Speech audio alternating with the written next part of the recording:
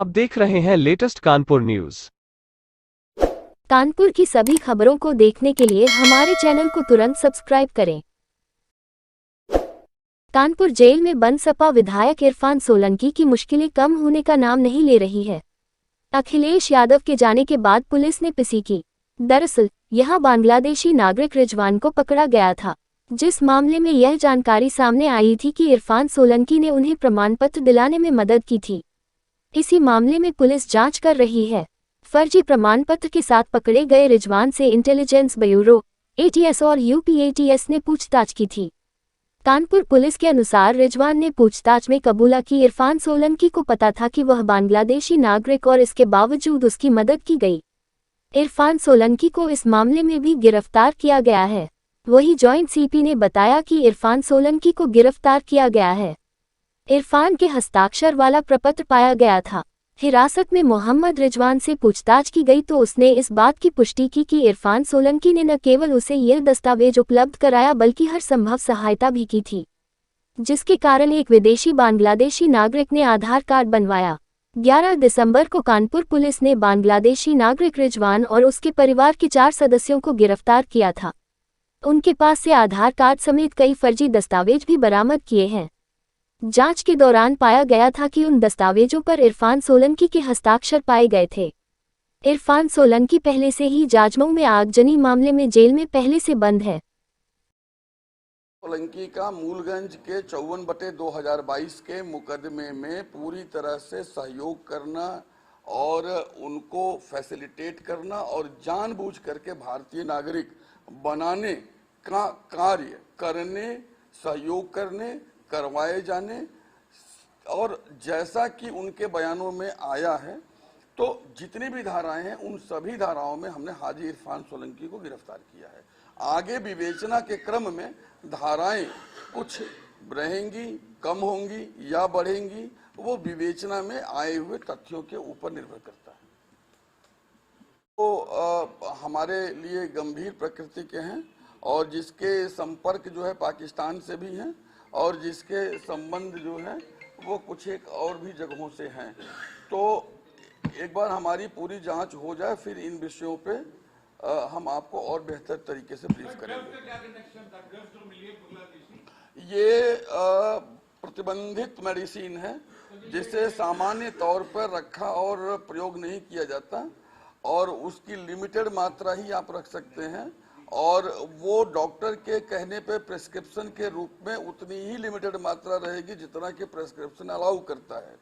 तो एक दूसरे देश का मेडिसिन एक दूसरे देश में रखना, उसे किन वजहों से रखा गया, क्योंकि अगर आप किसी देश की मेडिसिन को किसी दूसरे देश में रखते हैं तो उसमें कस्टम के भी इशूज हैं, उसमें तमाम और भी इशूज हैं। तो ये सारी चीजें हैं जो विवेचना का विषय है, समय के साथ चीजें स्पष्ट होंगी।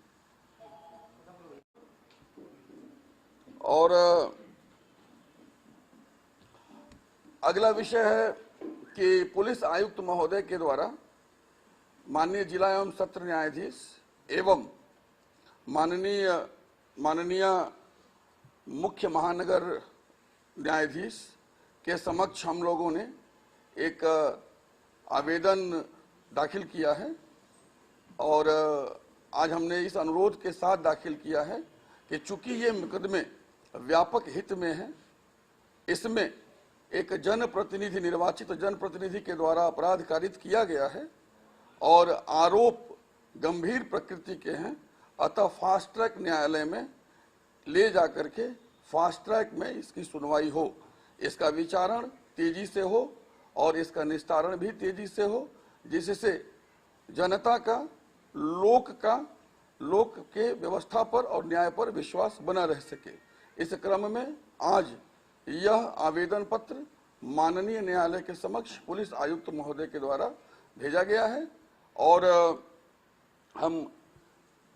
हमारा ये विश्वास है कि इसको फास्ट ट्रैक सुना जाएगा और आने वाले समय में हम अभियोजन पक्ष की ओर से हमारे जो भी साक्षी, गवाह अथवा अन्य लोग जो इस मुकदमे के विचारण से संबंध है उनको समय से न्यायालय में प्रस्तुत कराने के लिए, समय से विचारण कराने के लिए हमारी जो जिम्मेदारियां हैं उसके निर्वहन हेतु एक विशेष टीम का भी गठन किया जाएगा, जो विशेष टीम समय समय पर इन चीजों को देखती रहेगी और समय से सभी चीजों को प्रस्तुत कराएगी। इसके अलावा मोहम्मद रिजवान से जो पूछताछ कल की गई, हमने सभी तथ्यों और तर्कों को माननीय न्यायालय के समक्ष रखा था और माननीय न्यायालय ने हमें कल मोहम्मद रिजवान को जिम्मे पर दिया था पुलिस अभिरक्षा में। हमने कल सुबह से शाम तक माननीय न्यायालय के निर्देशानुसार मिले हुए समय में अपना कार्य किया और हमने उन सभी स्थानों की तलाशी ली जहां पर मोहम्मद रिजवान रहते थे और हमने साथ में मोहम्मद रिजवान से पूछताछ की।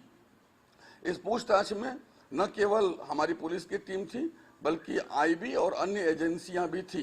एसटीएफ एटीएस के लोग भी इस पूछताछ के लिए बुलाए गए थे और सबने अपनी तरफ से आवश्यक पूछताछ में प्रतिभाग किया। हमने उनके कंप्यूटर, लैपटॉप, उनके मोबाइल से तमाम डेटा प्राप्त किए। हमने कई सूचनाएं भी प्राप्त की और पूछताछ के क्रम में हमने जो भी सूचनाएं हमें मिली हैं वो हमने केस डायरी के उससे केस डायरी का हिस्सा बनाया और माननीय न्यायालय के समक्ष से रख देंगे।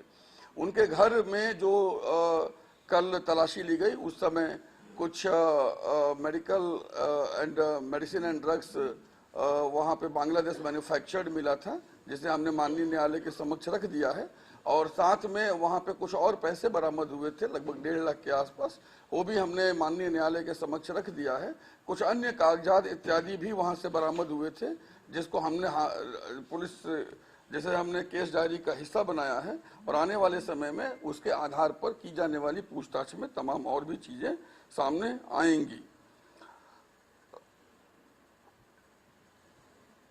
अब हम एक और विषय है जिसके बारे में सोलंकी का मूलगंज के 54/2022 के मुकदमे में पूरी तरह से सहयोग करना और उनको फैसिलिटेट करना और जानबूझ करके भारतीय नागरिक बनाने का कार्य करने, सहयोग करने, करवाए जाने और जैसा कि उनके बयानों में आया है तो जितनी भी धाराएं हैं उन सभी धाराओं में हमने हाजी इरफान सोलंकी को गिरफ्तार किया है। आगे विवेचना के क्रम में धाराएं कुछ रहेंगी, कम होंगी या बढ़ेंगी, वो विवेचना में आए हुए तथ्यों के ऊपर निर्भर करता है। सब्सक्राइब करें हमारे लेटेस्ट कानपुर न्यूज़ चैनल को और बेल आइकन दबाना ना भूलें।